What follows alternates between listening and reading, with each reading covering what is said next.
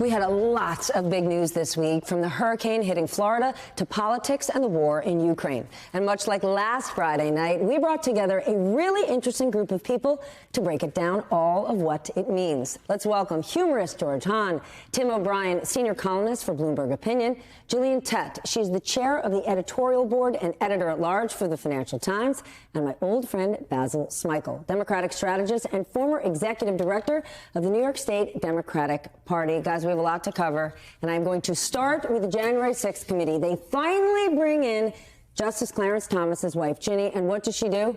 She doubles down and tells the committee she believes that the election was stolen, that Joe Biden won. She also says she didn't discuss any of her post-election activities, contacting all sorts of people in Trump world.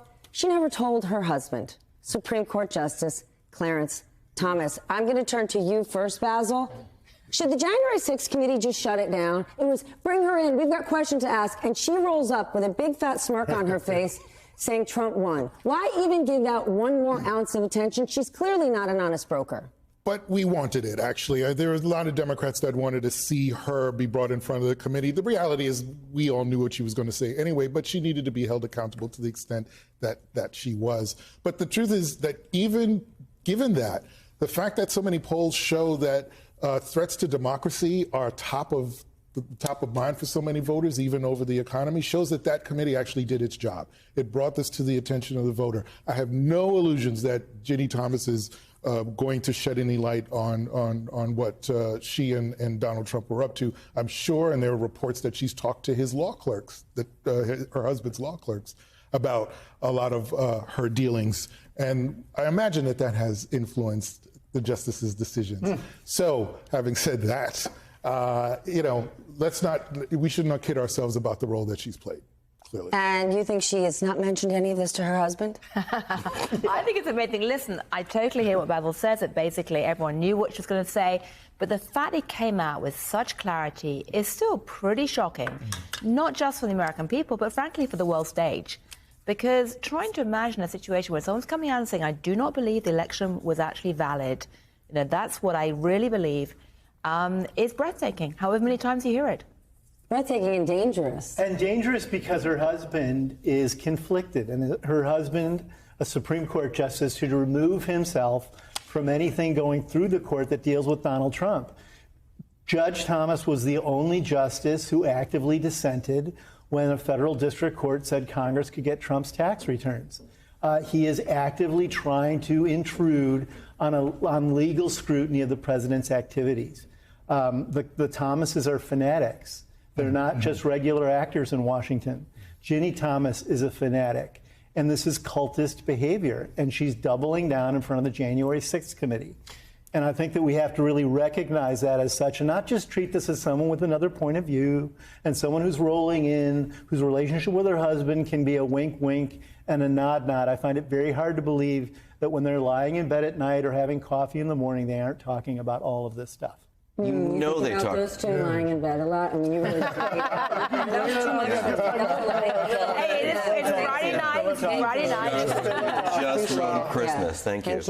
They just, like they didn't talk about it over their cornflakes. That's no way they didn't not talk about it. Number one. Number two, does this shock us? Obviously, it's, does it shock us but not shock us? And does it embolden election deniers?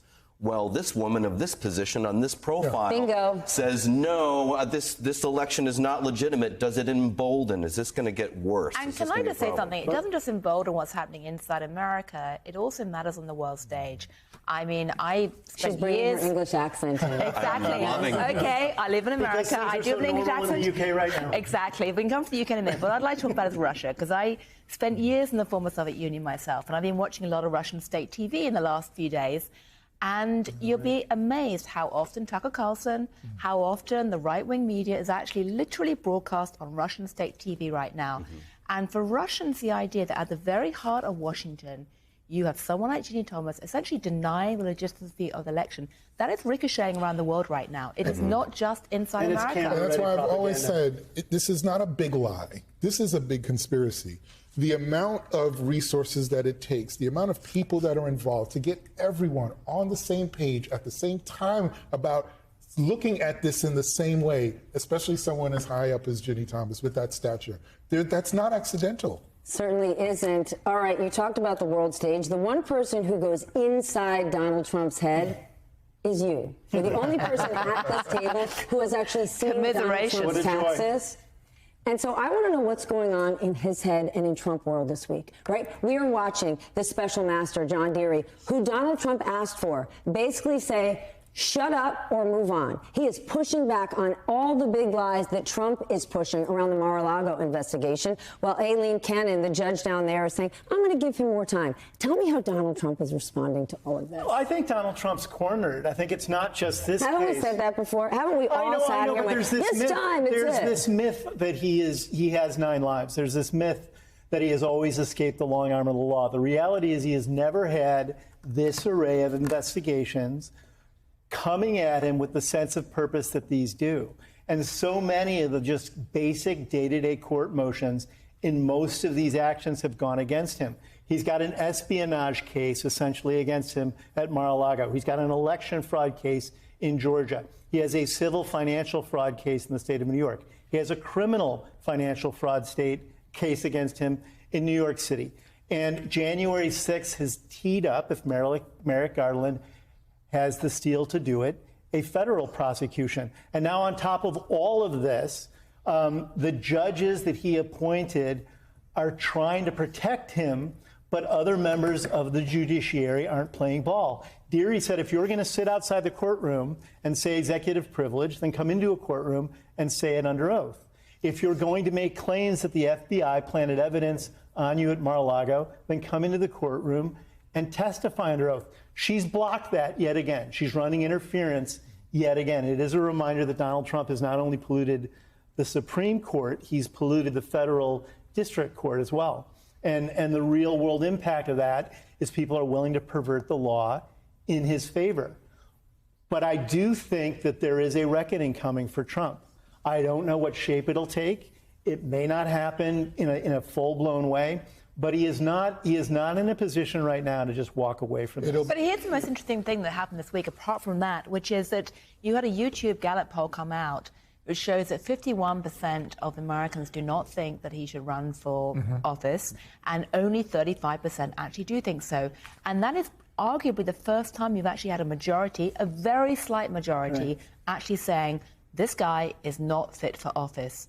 So I'll be really curious to see whether this he won't care. He'll run anyway. That's what I would say. The reckoning comes electorally, because if he's going around the country and he's attaching himself to folks running for office, maybe less so at the House level, but certainly at statewide level, and those folks start losing, and you have people like Mitch McConnell say, you know what, we've got to start distancing ourselves from this guy. You had state party leaders saying, we have to start keeping our distance. That's when it really comes and he'll be more isolated. Is it statistically kind of happening? I mean, the rally in Ohio was the large shot of that. No wide shot of that one. Right. It was not even, it was a third full, maybe. Yeah. Number one, are people kind of getting sick of this? Right. The act is getting old. I love Don Rickles, but the act was the same for the last couple of years. Trump hasn't changed a line. It is so tired.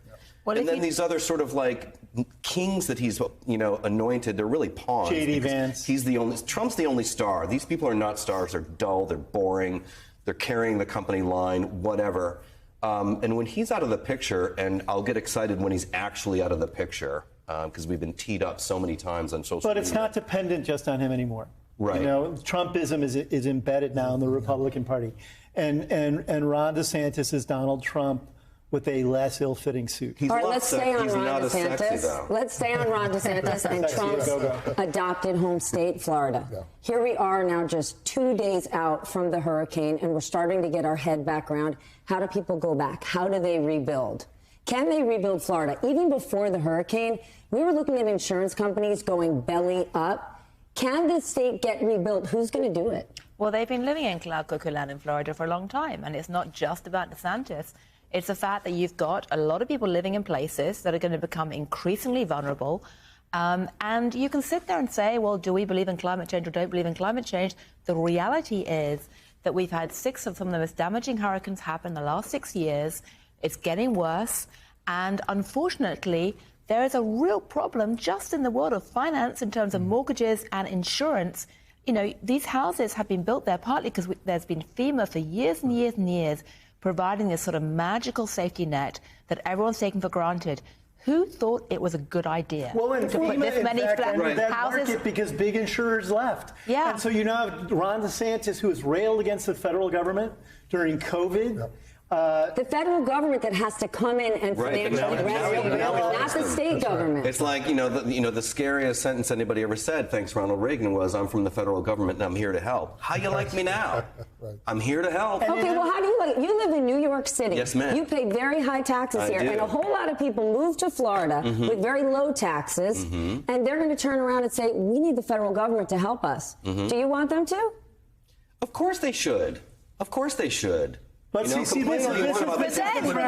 is the trap Democrats always fall into, which is we're nice. And during these crises, we say, here are people struggling. We should give them a helping hand, and I honor that. In the same situation, Republicans take out a stiletto and gut the opposition. Ron DeSantis has spent years railing against the federal government as it's not a force for good. It plays a smothering role in American life. And when his state is hit by an epic crisis, the first thing he does in some of the first press conferences he runs is, we need help from the federal government. When it suits their agenda. And Mississippi's taking welfare funds to build volleyball courts. Yes, Exactly. Right. It's not just about what happens straight after this. It's also about going forward. I mean, there needs to be two things that happen. Firstly, people have to stop building houses with government subsidies in crazy places. It is nuts to be building houses on the coastline in this degree, whether that is in Florida, whether that's on New Jersey, South New Carolina. Jersey. Yeah, stop People that. will really wake up when it changes migration patterns where folks want to live. They're not going to want to live in places where their governments are not focused on sustainability. You were going to make a second point. I'm sorry. No, I was just going to say the second point is that people need to start talking seriously about mitigation of climate change. Right. It's both adaptation and mitigation. And that has not been viewed properly because it's been taken as a political football for We have to take a commercial break. The answer is potentially everyone should move to the Finger Lakes. And George, you are nice. You're a bit nasty, but you're a good person. George, can you let me...